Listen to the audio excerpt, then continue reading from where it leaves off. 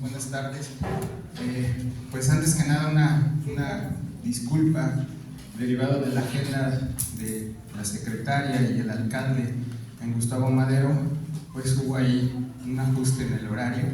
Les agradezco primeramente el que pues estén aquí. Sabemos que algunos directivos tuvieron que retirarse, sin embargo nuestra secretaria pues me comentaba que de todas maneras le tenía el interés de tener la plática que se realizó de una manera tan breve y pues que nunca en la historia, pues yo creo que de algún colegio en Lindavista, en la zona de colegios privados, pues hemos tenido la visita de una secretaria de Educación de la Ciudad de México.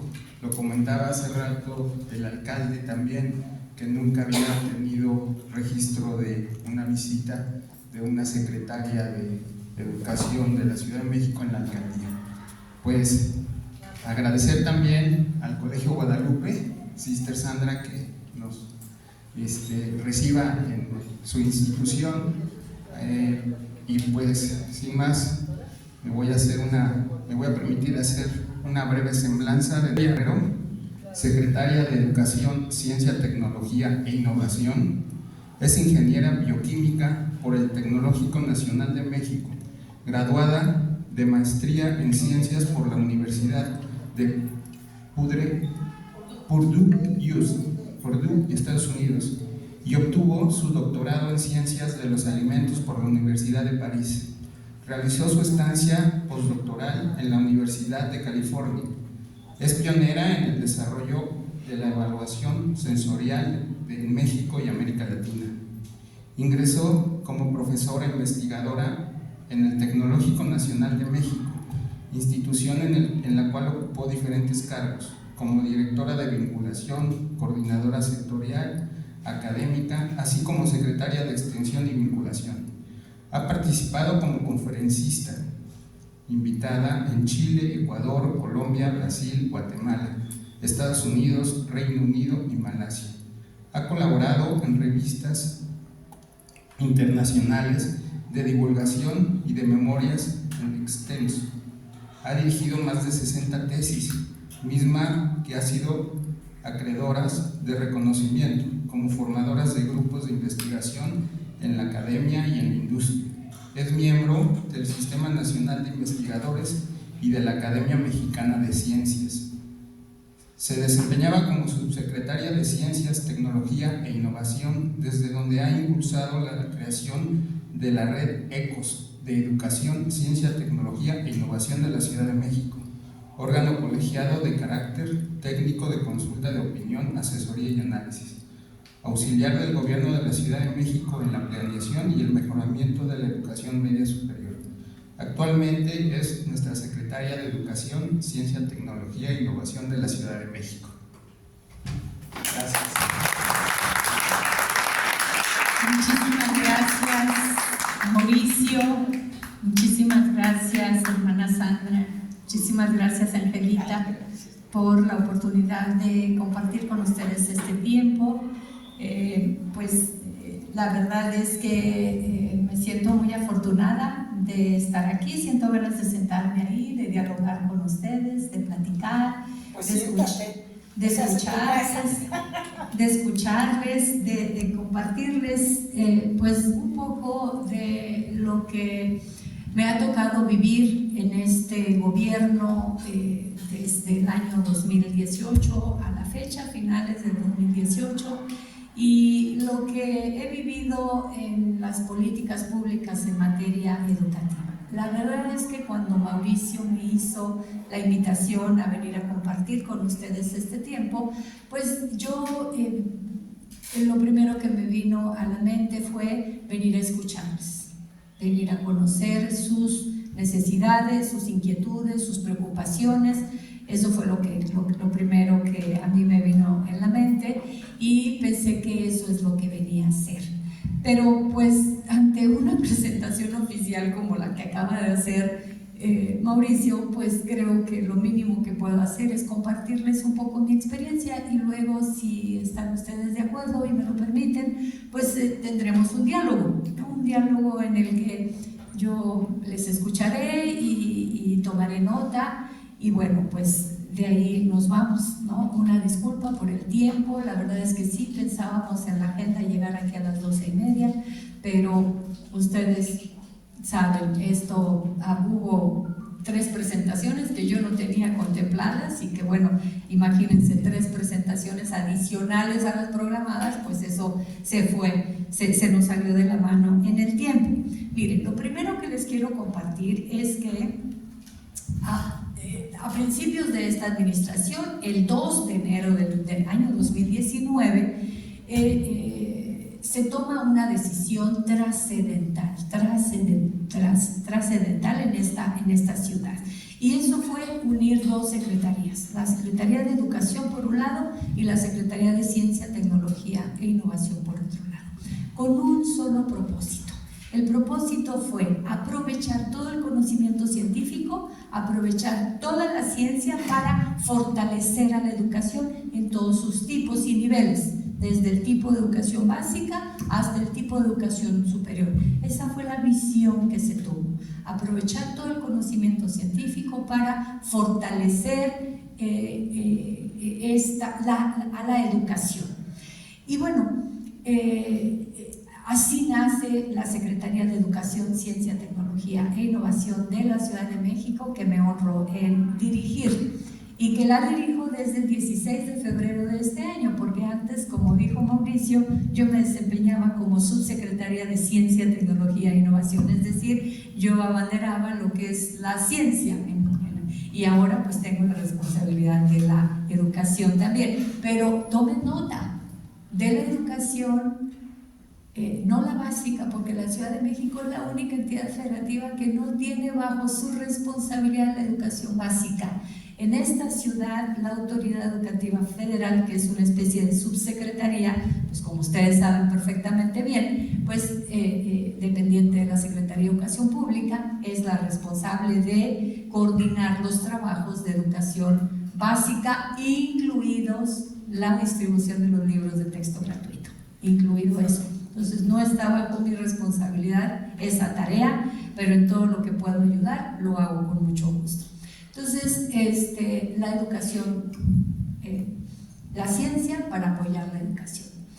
El 11 de marzo, o sea, 2 meses después de que se unen estas 2 secretarías, se crea un órgano colegiado de asesoría, consulta y análisis denominado Red ECOS de Educación, Ciencia, Tecnología e Innovación, con el propósito de nuevamente aprovechar la ciencia para atender los desafíos que enfrentamos como sociedad. ¿Qué desafíos tenemos en la ciudad? Pues desafíos como la seguridad, desafíos como la escasez del agua, desafíos como los sismos, desafíos, o sea, todos los desafíos que ustedes, desafíos como la salud. Inmediatamente nos vino la pandemia y ese fue un enorme desafío. Entonces, nuevamente, aprovechar el conocimiento científico, no solo el que se ha generado en la ciudad, sino el que se ha generado en el mundo entero, para atender estos desafíos que, así como los mencioné, estos desafíos no solo aplican a la Ciudad de México, no solo aplican también al país, sino que son problemas globales. El tema de la pandemia fue un asunto global. El tema del cambio climático es un tema global, y los problemas de esa magnitud no los podemos resolver solos. El gobierno solo, las instituciones solas no podemos. Tenemos que trabajar colaborativamente y nunca subestimar la información, el conocimiento de ninguna institución, por más pequeñita, subestimarla, ni tampoco sobreestimar a las más grandes, ni a las más fuertes. O sea, todos tenemos algo que aportar. Entonces, en conjunto, sociedad, academia, gobierno, debemos trabajar juntos, porque se trata de un asunto de sobrevivencia humana. En varias ocasiones yo he comentado que la escasez del agua, el activo del agua, va a ser el más valioso para la sobrevivencia. Va a llegar un momento en el que tenga agua, acceso al agua, ese es el que va a sobrevivir. Y ahora es que hay que empezar a ser conscientes de ello, para aprovecharla, para reusarla, para cuidarla, para usar eso que nos cae del cielo, que es una cosa maravillosa, que es el agua de lluvia, incorporar sistemas de cosecha de agua de lluvia para aprovechar la luz solar para la energía. Entonces tenemos que aprender a ser ahorradores de los productos naturales que pues tenemos en abundancia hoy, pero que va a llegar un momento en el que serán escasos y que será asunto de vida o muerte. Entonces, yo quisiera, en el contexto de estas Redecos, platicarles de algunas cosas que se han hecho en la ciudad. Y la primera de ellas es que esta red, esta estructura, primero, ¿quiénes integran esta red? ¿No? Entonces, son las principales instituciones de educación superior ubicadas en la Ciudad de México. Me refiero a la UNAM, me refiero al TEC de Monterrey, me refiero a la Ibero, me refiero a la UVM, me refiero a la UAM, me refiero al Politécnico, me refiero al Tecnológico Nacional de México. Instituciones de educación superior públicas y particulares. Pero no solo, también hay centros de investigación, como el Colegio de México, como el CIMESTAB, como el CIDE, como el AFLAXO, como el CIESAS. Centros de investigación.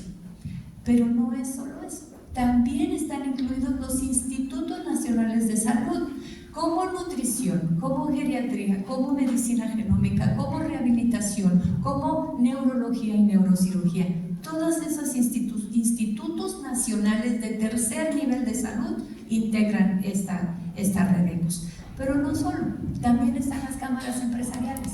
También están organismos internacionales como la UNESCO, por ejemplo. Entonces, ahí tienen ustedes la integración de las Redecos. ¿Qué hace esta Redecos? Se distribuye en 6 ejes de trabajo. El primero de ellos, educación. Y desde ahí se fortalece la educación básica, la educación media superior y la educación superior. ¿Qué hemos hecho en educación básica? Número 1, se ha invertido la friolera cantidad de casi 30,000 millones de pesos en estos años, 2019 a la fecha. Sí, escucharon bien, la friolera cantidad de casi 30,000 millones de pesos en solo 4 programas. ¿Cuál programa? Primero, el programa Bienestar para Niñas y Niños, Mi Beca para Empezar. Segundo, La Escuela es Nuestra, Mejor Escuela. Tercero, Va Seguro. Cuarto, uniformes y útiles escolares. Y ustedes seguramente habrán escuchado hablar de esos programas, ¿verdad? Sí. Muy bien. Entonces están esos programas, no voy a ahondar en los detalles. En media superior. En media superior es el gran rezago que tenemos como país. A nivel nacional hay 34 millones de personas inscritas en algún tipo educativo, básica, media superior, superior. 34 millones. De esos 34 millones, 24 millones están matriculados en educación básica. ¿Cuántos pensaría usted que debieran pasar a media superior? Deberían de pasar el 100%. 24 millones. ¿Sabe usted cuál es la matrícula de media superior? 5 millones. Exactamente. Nadie puede ser inmune ante esta realidad. Nadie, ninguna persona. 19 millones de adolescentes se quedan fuera de las aulas. Y hablo de públicas y particulares, no solo de educación pública. En esos 34 millones están todas las instituciones, públicas y particulares. Ese es nuestro gran desafío. Tenemos en promedio nacional un número de años de 9 años a nivel nacional. Esa es la educación que como país tenemos en promedio. La Ciudad de México tiene 2 años más en promedio, tiene 11 años de escolaridad. ¿Por qué no tenemos a nivel de secundaria? Eso es lo que tenemos. ¿Por qué no tenemos a nivel nacional un promedio educativo de bachillerato? Por ese rezago que tenemos, por ese 19 millones de jóvenes que se quedan fuera de las aulas. Y es verdaderamente para llorar. Ese es nuestro desafío. Es el bono demográfico que estamos perdiendo además.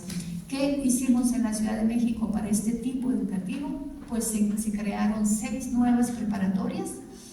El Instituto de Educación Media Superior tenía una matrícula de casi 16,000 estudiantes, hoy atiende una matrícula de casi 45,000 estudiantes, con solo 6 nuevas preparatorias.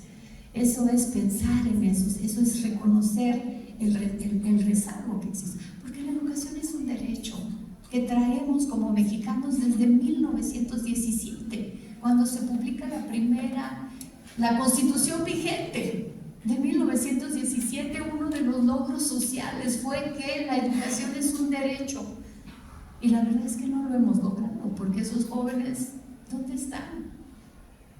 ¿En qué condiciones están? Y la verdad es que terminar el bachillerato es el parteaguas en la vida de toda persona. Si terminas el bachillerato, tienes posibilidades de mejores empleos, de mejores accesos a otros derechos. Entonces, terminar o no el bachillerato es un parteaguas en la vida de las personas. Es la gran diferencia entre ascender en la cadena socioeconómica o quedarte ahí. Es la oportunidad que tenemos como seres humanos para ascender en la escalera socioeconómica y tener mejores condiciones de vida. Pero además es un derecho. Ahora sí que no tenemos derecho a quitarles ese derecho. Ahí está un gran desafío. Y en la educación superior, por otra parte, pues sí, efectivamente, más o menos de esos 5 millones que están matriculados en media superior, esa es la matrícula de superior.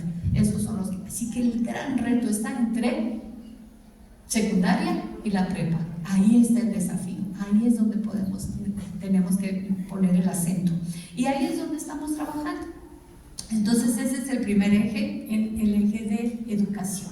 En el eje de ciencias de la salud, que es el segundo eje, fíjense que tenemos 2 temas que les quiero compartir. El primero de ellos es que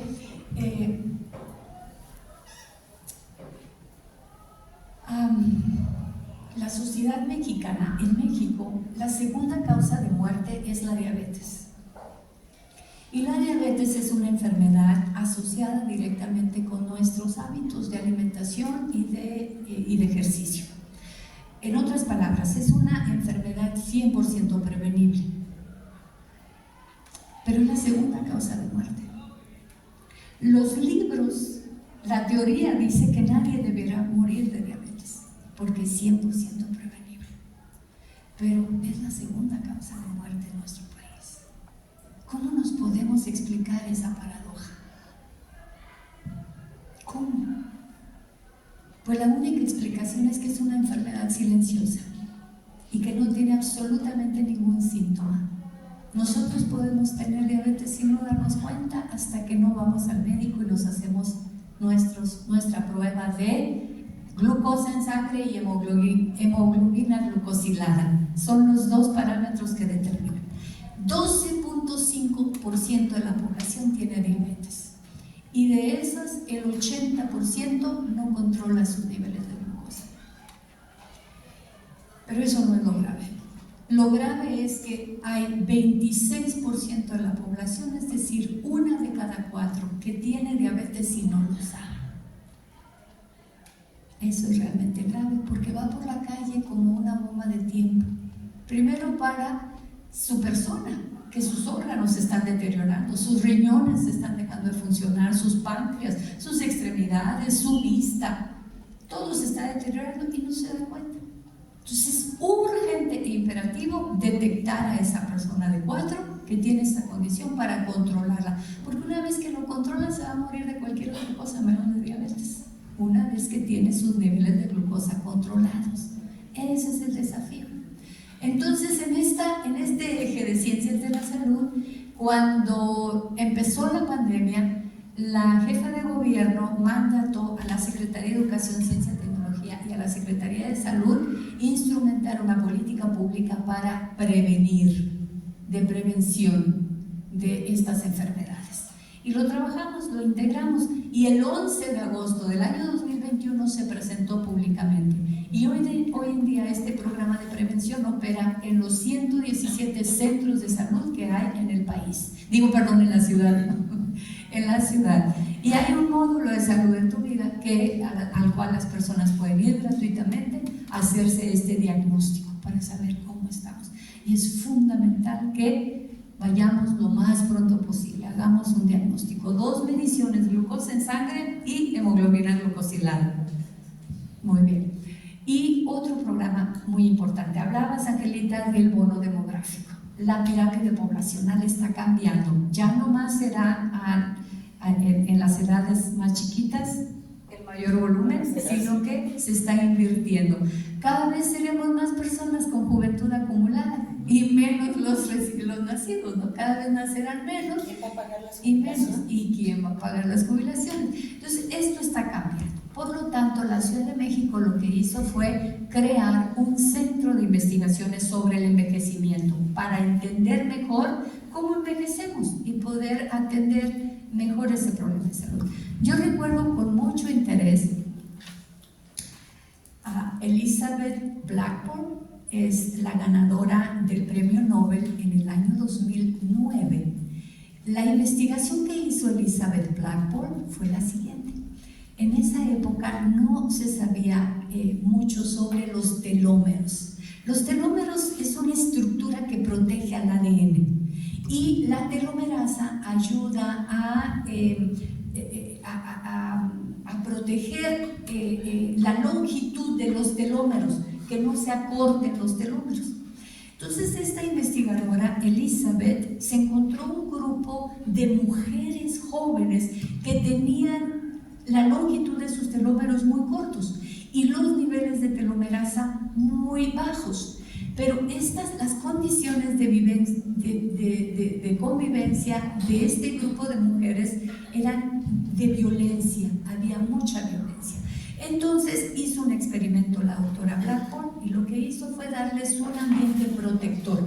Y un año más tarde mide los niveles, la longitud de los telómeros y los niveles de telomerasa. Y entonces se encontró que un año después estas mismas mujeres tenían sus telómeros más largos y tenían mayores niveles de telomerasa. ¿Saben cuál fue el tratamiento? Amor y un ambiente protector. Fue lo único. Entonces hay una relación directa entre esto.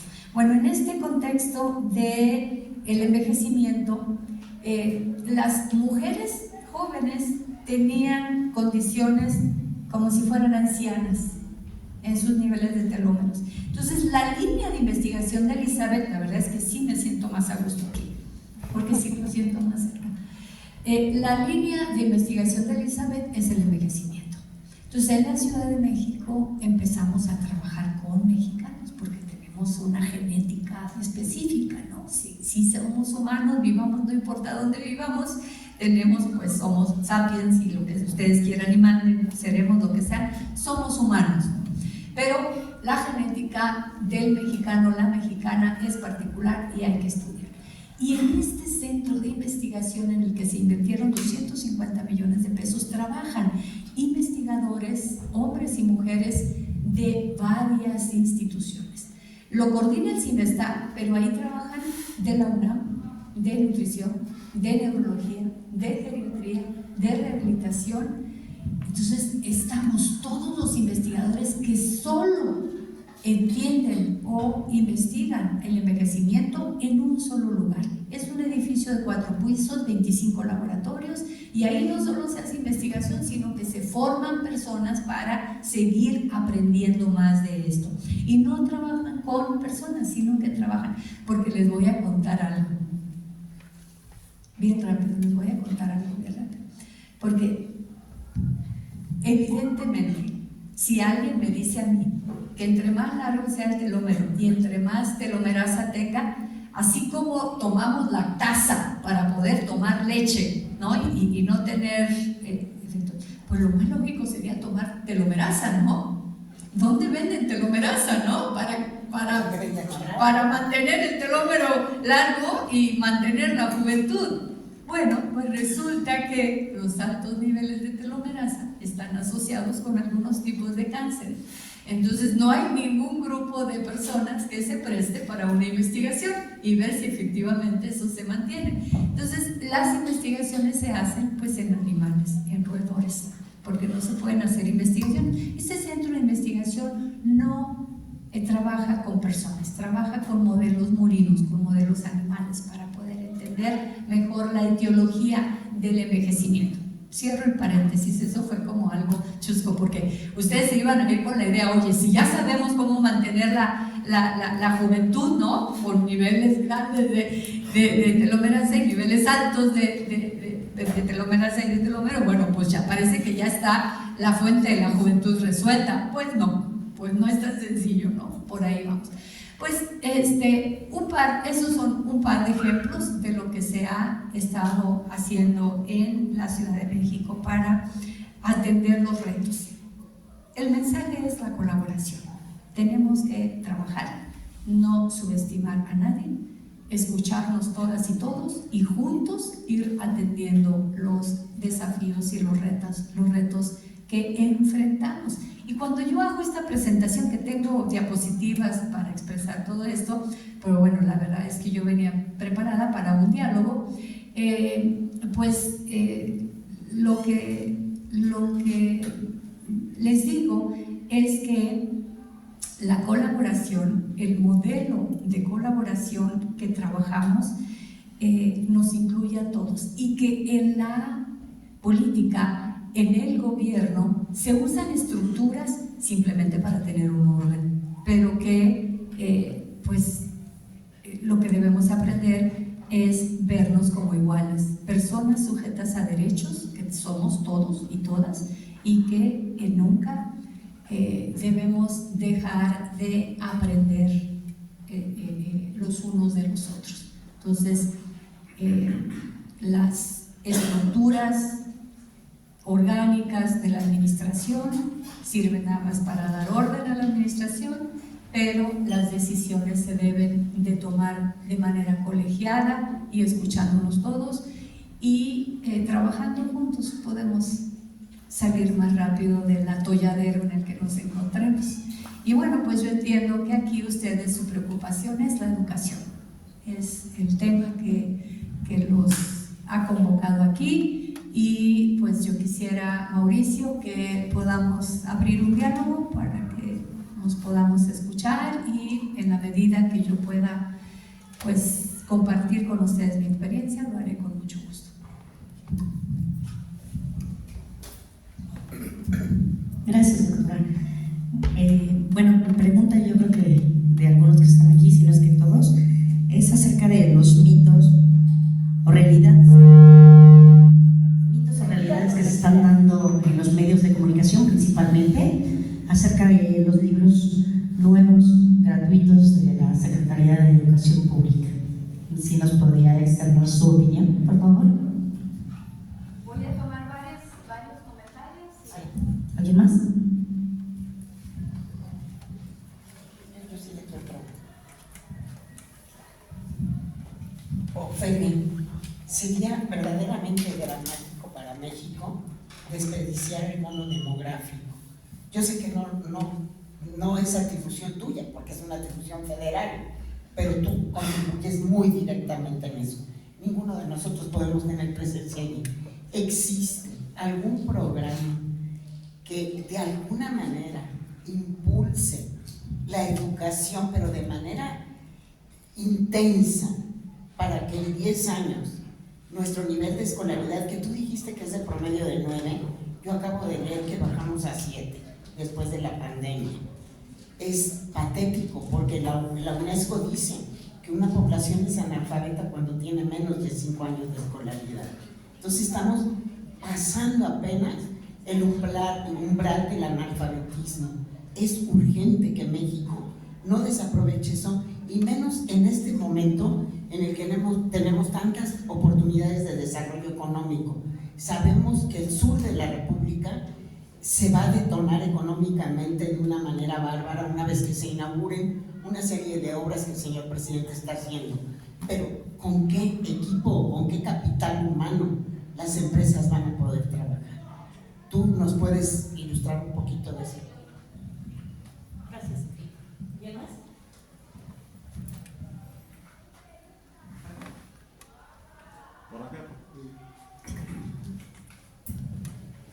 Doctora, una pregunta. ¿Qué líneas de trabajo se tienen para la educación media superior?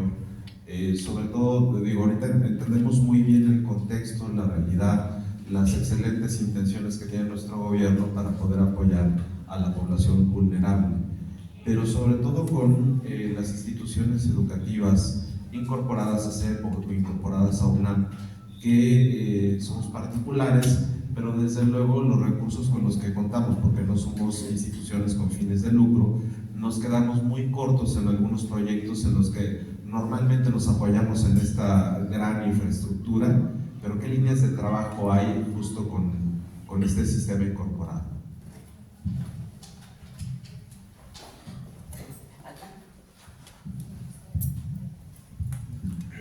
Pues también es muy similar la pregunta, un poquito al interés de las escuelas particulares, ¿no? Que pues, posibilidades de vinculación o de fortalecimiento. Al final hay varias razones por las que un padre de familia pues, a veces se ve obligado o toma la decisión de buscar la educación particular.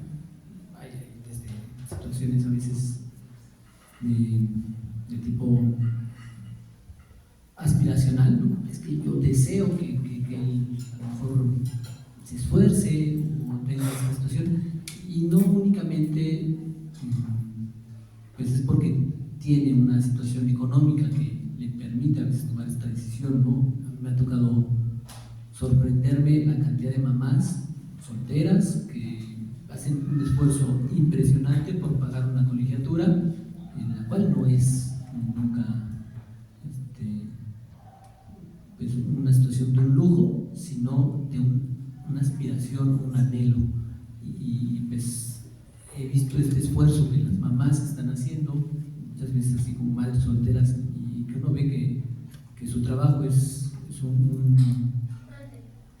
motor, ¿no? para también hacer que su hijo esté motivado en estudiar y pues tener un acceso a un tipo de educación que tiene ese aspecto aspiracional, ¿no?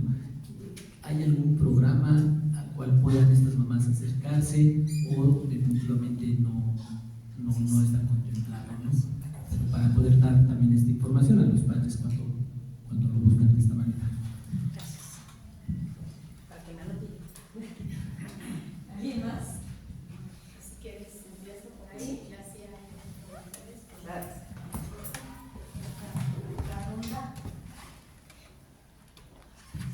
Gracias. La nueva escuela mexicana, con sus nuevos libros de texto gratuitos, es una atribución netamente de la Secretaría de Educación Pública. El gobierno de la Ciudad de México está con la mejor apertura para coadyuvar en lo que se trata de la distribución. Es lo único que vamos a hacer nosotros, apoyar en la distribución.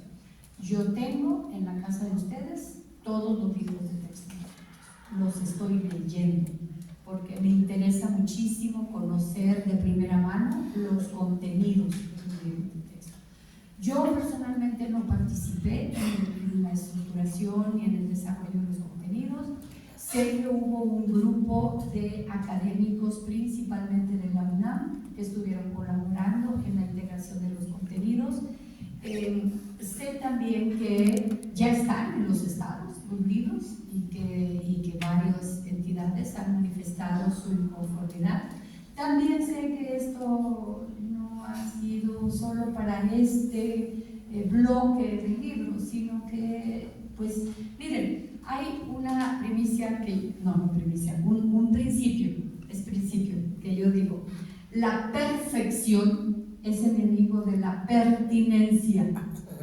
Si esperamos a tener libros perfectos, nunca vamos a tener libros afuera. Siempre hay espacios de mejora. Siempre vamos a encontrar errores y siempre ha habido errores. Y pues somos una comunidad en la Ciudad de México con una gran diversidad de de orígenes, de pensamientos, y qué bueno, porque eso lo hace bella, eso hace esta ciudad bella. Yo sé, porque no es la primera vez que me reúno con personas preocupadas por los libros de texto gratuitos, y no solo en la Ciudad de México, de fuera de la Ciudad de México. He estado en reuniones con padres y madres de familia preocupados por esto, y sí me han expresado su preocupación por algunos conceptos sobre sexualidad, sobre homosexualidad, sobre pues cosas asociadas con pues su preocupación de si las matemáticas están incluidas, de si las ciencias básicas, que las asignaturas, que ya no son pues eso, asignaturas, sino que ahora están integradas en proyectos. Mi respuesta a esas preocupaciones ha sido la siguiente. Número uno, los libros de texto gratuitos son por un lado una cosa, y por otro lado están los planes de estudio. Los planes de estudio que pues tendrán los maestros y maestras en su momento, y que ahí en esos planes de estudio pues hay una programación, un orden programático de que tal semana verán tal tema y tal semana se tendrá que atender tales cosas. Por un lado está eso. Por otro lado, el tema de las matemáticas y el pensamiento crítico y el pensamiento lógico. Miren, ustedes como adultas, personas adultas, piensen en cuál es su forma favorita de aprender las cosas. Y la forma en la que la mayoría de las personas aprendemos es cuando la información se presenta de una manera que es relevante para nosotros. Es decir, que encontramos ¿para qué me sirve esa información? Y ese fue el pensamiento que se tuvo cuando se integraron proyectos de diferentes tipos. O sea, integrar el conocimiento a temas que le dan sentido, que tienen lógica para los estudiantes. Pero hay un tercer elemento. El tercer elemento es que los maestros, los estudiantes y los padres y madres de familia tienen un papel que jugar en la formación de esto.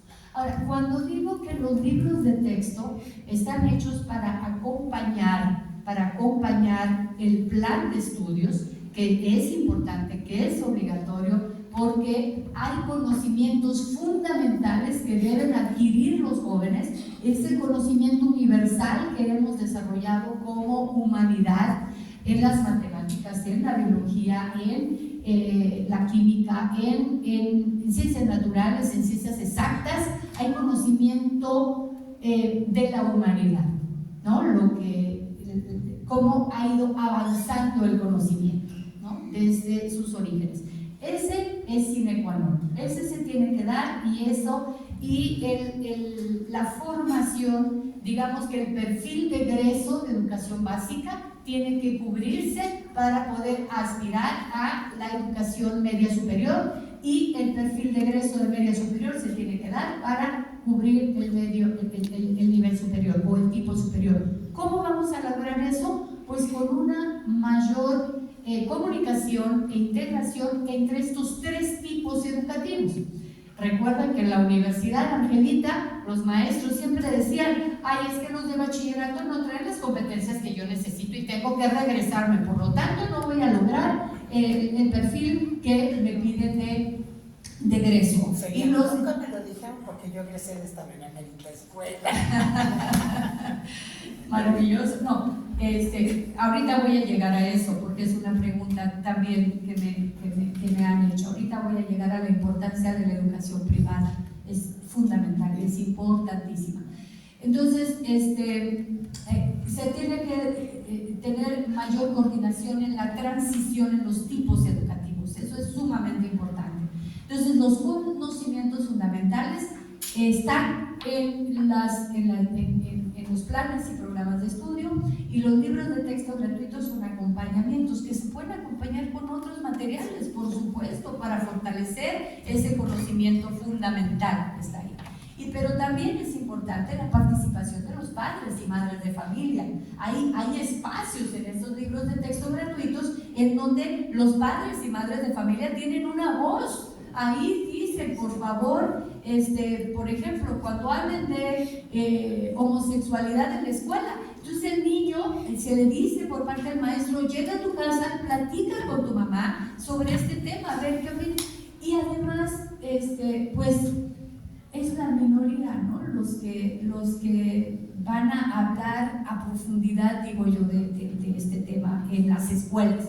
Es la minoría. La mayoría, pues sí, seguirá hablando de la familia tradicional, del padre, madre e hijos como una familia. La mayoría de los maestros y maestras va a hablar de eso, ¿no? Es realmente la minoría. Y quien dirá, bueno, pues hoy en día se forma una familia con 2 hombres, o se forma una familia con 2 mujeres. Eso será la minoría, serán los menos. La mayoría de nosotras y todos tendremos que hablar de la integración de una familia tradicional. Y yo les comento estos temas porque son los temas que me han abordado las familias con las que me he reunido anteriormente. No sé si sea preocupación de ustedes aquí, pero ellos han manifestado. Y en el contexto de la nueva escuela mexicana, de los libros de texto gratuito, esos temas han salido, ¿no? Entonces está la participación de los padres, y ahí es importante siempre ha sido importante que las madres y padres se involucren en la formación de educación básica de sus hijos e hijas, siempre ha sido importante. Entonces ahora que hay una preocupación debe ser doblemente importante. Me compartió una madre que cuando yo dije es importante que sea relevante para los niños y niñas la información, me dijo, Ofelia, ¿qué relevancia tiene para mi hijo? Es una madre del norte del país. ¿Qué relevancia tiene para mi hijo los jeroglíficos mayas? ¿Qué relación tiene para mi hijo conocer de los mayas? Y entonces yo le platiqué otra experiencia personal. Yo soy de Sinaloa, yo crecí en el norte del país.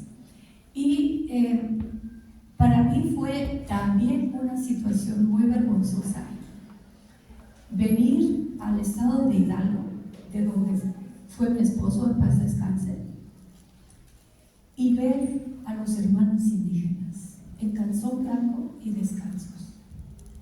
Yo lloré ese día porque viví engañada en un México desconocido para mí. Es importante que los niños y niñas mexicanas conozcan nuestra cultura, que hay afrodescendientes, que hay personas indígenas, que hay mayas, que hay zapotecos, que hay de todas las culturas ancestrales, y sentir orgullo de ese origen es importantísimo, y eso está en los libros de texto gratuitos. Así que pues creo que me extendí un poco en la respuesta a esta primera pregunta, pero bueno, creo que era uno de las primeras preocupaciones y por qué nos reuníamos en el bono demográfico. El bono demográfico es fundamental que lo aprovechemos. Miren, yo he escuchado, y esto no tiene nada que ver con política, pero pues es mi experiencia y lo he vivido, y tengo que, así como dije mi experiencia vergonzosa, digo esto con mucho orgullo. Le he escuchado muchísimas veces decir a la ex jefa de gobierno que si no hay educación no hay transformación, que verdaderamente recuerde que ella hizo como eslogan de su trabajo aquí, de su política aquí en la Ciudad de México, que la educación es el corazón de la transformación. Claudia Sheinbaum Pardo tiene el tema educativo, si me aceptan esta palabra, tatuado en su piel.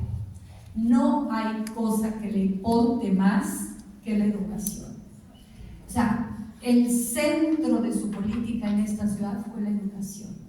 Invertir 30,000 millones de pesos en educación básica, que no es su responsabilidad, es una evidencia grandísima de lo que le importa a la educación. no solo invirtió 30,000 millones de pesos en esa administración, creó 6 nuevas preparatorias, casi triplicó la matrícula, creó 2 nuevas universitarias. Y quiero decirles que la inversión que se hizo en educación en esta administración es equivalente a la inversión que se hizo en 1959 cuando se entregó Ciudad Universitaria.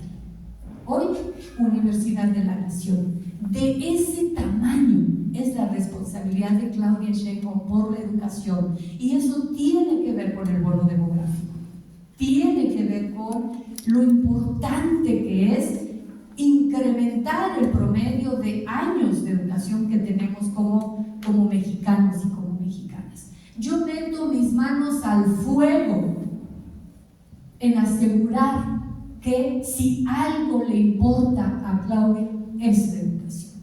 Está hasta el tope, está hasta el techo, es lo que más le importa. Porque lo he visto, lo he vivido, y no tengo la menor duda de que los jóvenes así, con estos 24 millones que están en media superior, ella hará hasta lo imposible para que todos tengan un espacio en educación media superior.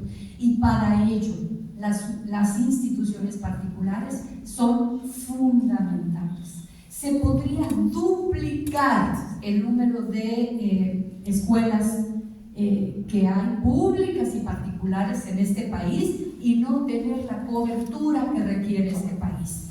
Podríamos duplicarlas, públicas y particulares. El apoyo, yo no vengo aquí sino a agradecer el que existan instituciones particulares a las cuales los jóvenes, los niños y adolescentes puedan hacer efectivo su derecho a la educación. Yo no vengo sino a agradecer el trabajo que hacen, el compromiso que tienen con la educación, por dar una educación de valor, por dar una educación con mucho contenido del más alto rigor científico. Muchísimas gracias a todas las que hoy representan instituciones particulares por el trabajo que realizan, y se necesita, se requiere mucho más. Así que, Angelita, el bono demográfico tiene que tener oportunidades de educación, de formación para el trabajo y de desarrollo de habilidades que les permitan acceder a mejores empleos, mejor remunerados, y de esa manera pues crecer juntos, ¿no? En el desarrollo de nuestro país. ¿Quién fue la tercera?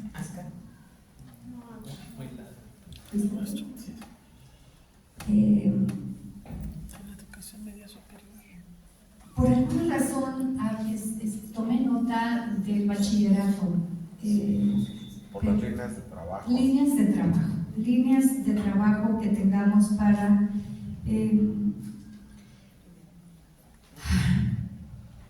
a ver, nunca antes México había contado con una ley general de educación superior. Teníamos una ley general de educación obsoleta, o sea, de hacía como 30 años. Este gobierno lo primero que hizo fue pues publicar esa nueva ley general de educación superior, y no solo publicarla, sino cumplir lo que esa ley mandata. ¿Qué mandata? Pues en primer lugar, la coordinación entre los 3 órdenes de gobierno, la coordinación. Para eso creó los comités estatales de educación en general. Esta ciudad no había tenido un comité estatal de coordinación para la educación, no lo había tenido, hoy ya lo tiene. Se creó en el 2022, lo creó Claudia Sheinbaum. Y entonces hoy se reúnen todos los titulares de instituciones públicas y particulares, incluidas las normales, para pues juntos abordar los problemas que enfrentamos, de cobertura, de becas, de infraestructura, de nómina educativa, de formaciones, etc. Entonces, hoy existe un comité estatal, una comisión estatal, y existe una coordinación nacional, una comisión nacional para la coordinación de la educación. O sea, hay un organismo a nivel nacional y hay un organismo a nivel estatal. Y hay, así como está la nueva escuela mexicana, está el marco común curricular para media superior y está el Programa Nacional de Educación Superior. O sea, hay documentos oficiales en donde están plasmadas las líneas de trabajo y la visión que se tiene para estos 3 tipos educativos. O sea, hay documentos, hay que conocer esos documentos, hay que conocer la Ley General de Educación. Ahí vemos que la educación está dividida en 3 tipos y no niveles, como a veces decimos el nivel superior, el nivel básico. No, esos no son niveles, esos son tipos educativos. Y los niveles son, pues, en el tipo de educación básica está preescolar, primaria y secundaria como obligatorios. Y luego en el nivel medio, en el tipo, ya ven cómo extrae uno la inercia de decir eso, en el tipo de educación media superior, pues hay 38 subsistemas diferentes de educación. Hay los bachilleratos tecnológicos, hay los bachilleratos generales, hay todo tipo de bachilleratos. Hay que conocer también eso, ¿no? Para saber en cuál encajamos y lograr estas incorporaciones de una manera más fluida y de ir, si yo estoy trabajando un bachillerato tecnológico o un bachillerato general o un bachillerato de formaciones técnicas como los que se dan en CONALEP o los que se dan en los ECATIS, etcétera, pues saber qué tipo de modelo educativo, de acuerdo con la SEP, estoy yo integrando. Hoy en día yo diría que para aprovechar mejor el bono demográfico seríamos muy inteligentes en aprovechar mejor un modelo de bachillerato en el que los jóvenes desde que egresan del bachillerato ya tienen una habilidad, ya tienen una competencia, ya tienen con qué ejercer su profesión. Y si les interesa transitar hacia la universidad, pues por supuesto que lo pueden hacer, pero sabemos que en este país requerimos muchas formaciones técnicas y en el bachillerato lo pueden tener. Y de paso te adelanto, esa es una de las propuestas que traemos y que también abona a la respuesta de tu pregunta, ¿no? Entonces sí hay que fomentar más las salidas técnicas del bachillerato. Y sí hay que conocer esos documentos. Se han generado muchos documentos que vale la pena conocer en las leyes, en los reglamentos, en la normativa, para básica, para media superior y para posgrado. No, posgrado está incluido en superior. ¿Están en internet? Están en internet, son disponibles en internet. Creo que lo del sistema incorporado era tuyo. Las madres Apoyos a madres. Apoyos a madres. Pues entonces sí.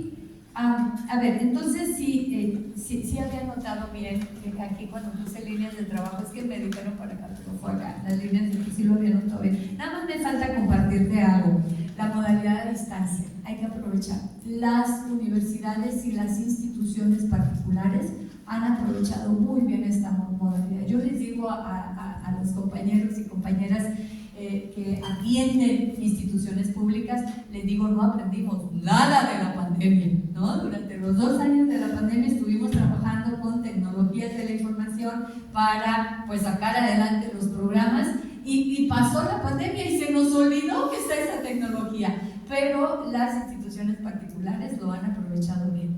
Ahí yo reconozco, por ejemplo, en el posgrado se duplicó en las universidades particulares en educación a distancia. Hay que aprovechar mejor. Mire, yo sé que hay opiniones encontradas, ¿no? Diferentes respecto a la calidad de la educación a distancia. Yo pienso que si un joven está obligado a trabajar y la única modalidad que le permitirá hacer el bachillerato, que lo haga a distancia, Lo que queremos es que ese joven no deje de estudiar. Y si no le damos esa opción, esa modalidad a distancia, pues ese joven se se va a quedar sin ir a la escuela y no queremos eso. Entonces la modalidad a distancia tiene su momento, tiene su oportunidad y tiene su público que requiere y que es la única forma en que podría acceder a su derecho a la educación. Así que bienvenida a la modalidad a distancia y recojamos esa experiencia que tuvimos durante la pandemia para capitalizarla. Los apoyos para las madres solteras y bueno, pues esta aspiración y que hacen un esfuerzo sobrehumano para pagar colegiaturas y enviar a sus hijos.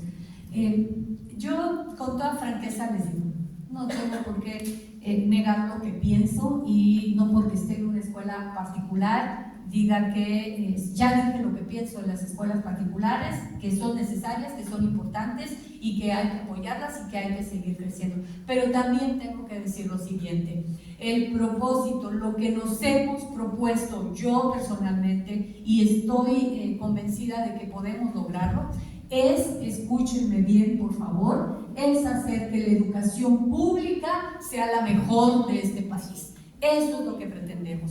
Dar todo el apoyo para que esas madres, ¿qué mejor apoyo que ese? Dar la calidad que queremos para lograr la mejor formación, para lograr la mejor calidad en infraestructura como este maravilloso colegio, en profesores bien formados, en contenidos de alto nivel con mucho componente, con mucho respaldo científico. Queremos hacer de la educación pública la mejor educación de este país. Eso es lo que queremos, a eso aspiramos, a que tengan los niños y las niñas acceso al conocimiento, a su mejor formación, que sepan las matemáticas, que sepan y en media superior igual y en superior igual.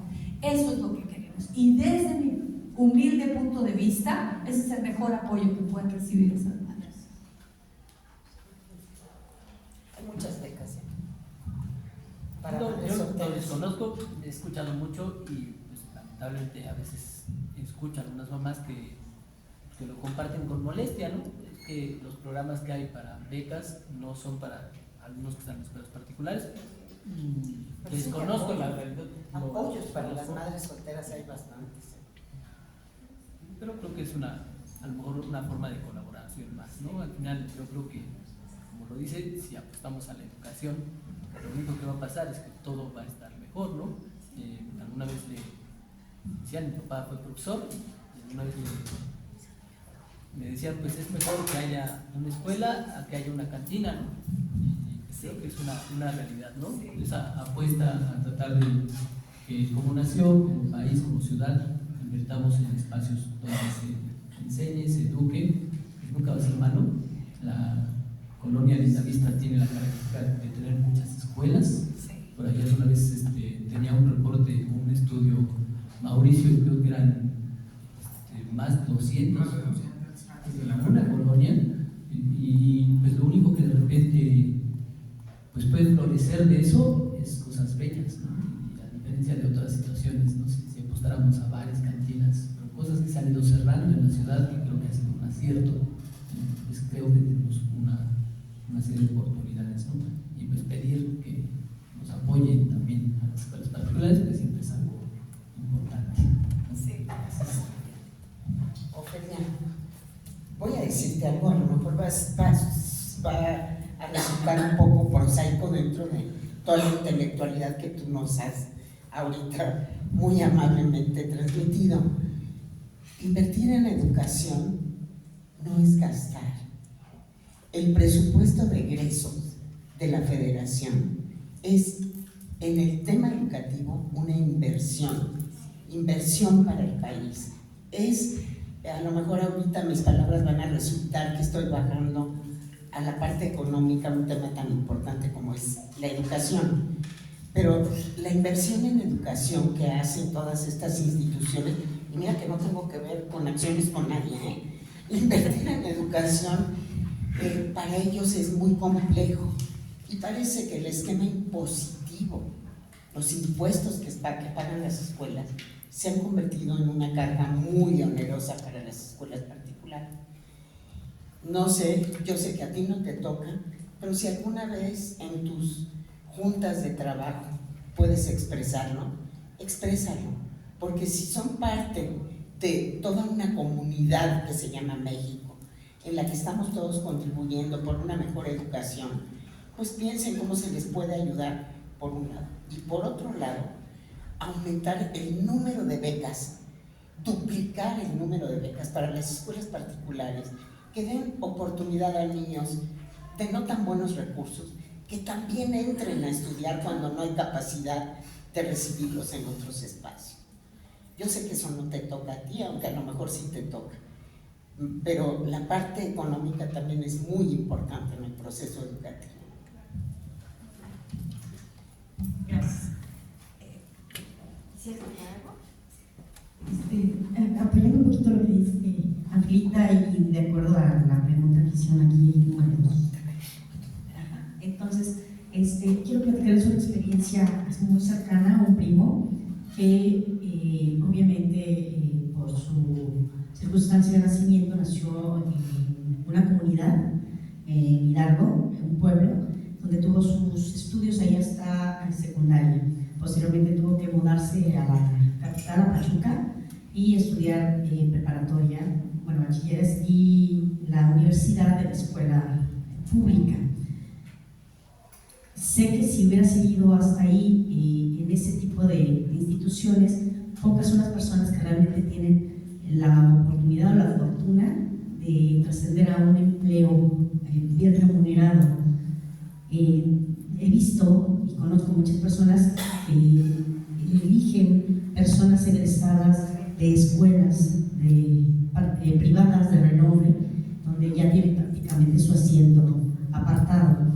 Esto es porque a lo mejor las escuelas que están aquí podrían implementarlo.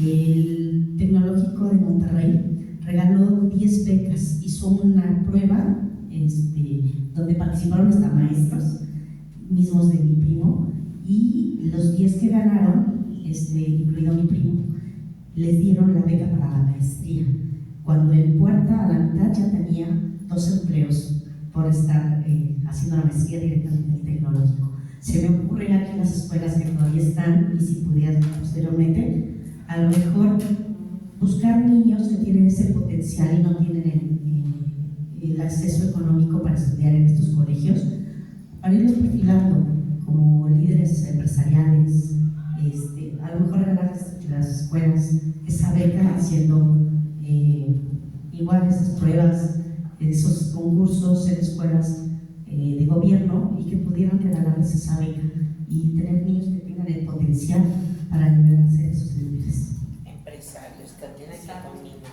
Sí, tienes razón, hay muchas formas de conseguir apoyos para jóvenes que están en condiciones difíciles, pero que tienen mucho interés en continuar sus estudios.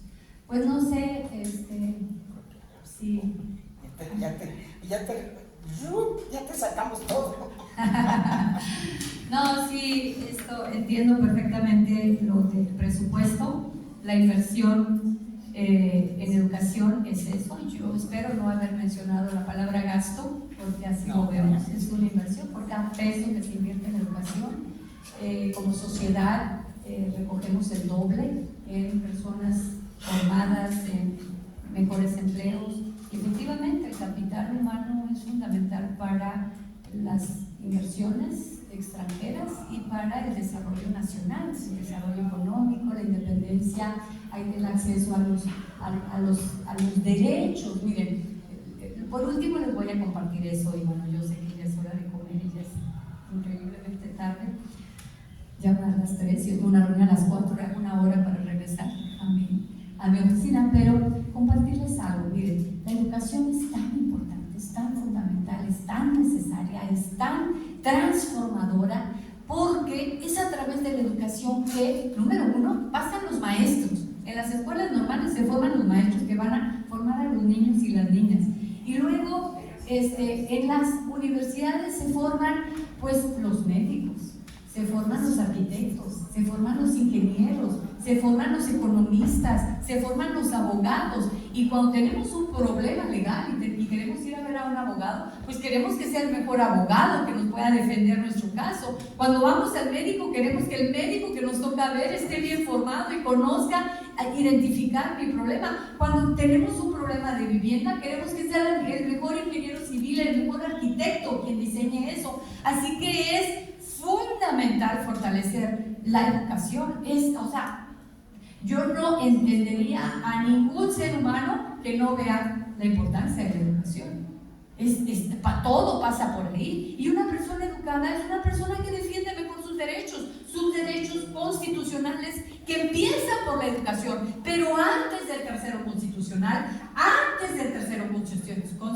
está el primero. El artículo primero constitucional habla del derecho a la persona, de los derechos universales, del principio pro persona, de aprender a vernos a los ojos como iguales, que no somos, que los derechos que tú tienes son también mis derechos, y que tú como persona no dejas de ser una persona. O sea, ese es el primero constitucional, el primero de los derechos. Y el día en que como sociedad aprendamos a vernos a los ojos como iguales y no discriminar por ningún tipo, habremos dado un paso cuántico en el crecimiento como personas. Y el tercero constitucional, el lograr el acceso a la educación, y en la fracción quinta de ese tercero constitucional, que es el derecho al acceso a los beneficios de la ciencia y el desarrollo tecnológico, nos da acceso al cuarto y al quinto y a todos los otros derechos, porque es la formación. El día que aseguremos que todas esas profesiones tienen los mejores niveles académicos, otro paso cuántico en el desarrollo como humanidad. Así que la educación, yo no tengo la menor duda, es prioridad. Y yo les agradezco mucho su compromiso con la educación. Sigamos trabajando juntos en generar estas oportunidades de acceso a los niños, a las niñas, a los jóvenes, a los adolescentes, y que vayamos logrando esa cobertura para incrementar el número de años promedio, para incrementar el número de niños, de adolescentes que van al bachillerato y luego a la universidad. Estamos juntas y juntos en este proceso de hacer efectivo el derecho a la educación. Muchísimas gracias por su tiempo. Excelente explicación, excelente práctica y una persona para admirarla. Sí, es cierto. Bravo, Pedro.